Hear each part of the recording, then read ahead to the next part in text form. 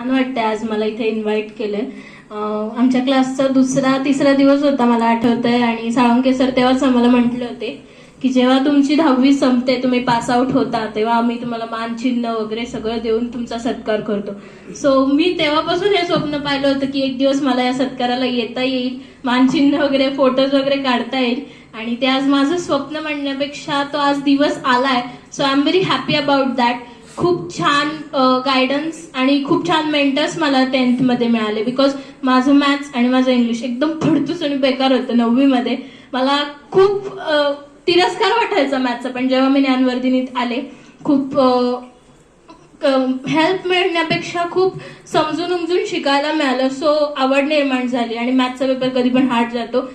PC सरांनी म्हणा, Salunke sir, आडाव sir, त्यांनी सगळ्यांनी शेवटच्या दिवसापर्यंत, शेवटच्या तासापर्यंत आम्हाला बोलवून घेतलं होतं. सो हे जे आहे ज्ञानवर्धिनीचं फीचर, ते मला खूप जास्त आवडलं होतं की सकाळी सुद्धा सर आम्हाला बोलवून घ्यायचे की तुम्हाला काही डाऊट्स असतील तर तुम्ही नक्की या.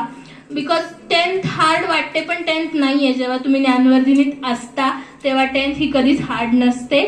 It's to easy. बिकॉज आम्ही जेव्हा आलो होतो तेव्हा बापरे 10वी आता कुठे जायला नाही मिळणार वगैरे वगैरे, पण सरांनी एक्स्ट्रा करिक्युलम पण दिलं, गणपतीच पण होते. खूप छान वाटलं. वर्ष कसं गेलं काहीच कळलं नाही. सगळ्यांनी मला खूप जास्त हेल्प केली, आणि हे माझं जे काही यश आहे ते माझ्या वडिलांनंतर, आईनंतर जो कोणाचं आहे तर ते माझ्या क्लासच्या टीचर्सच आहे. आणि I would like to thank you.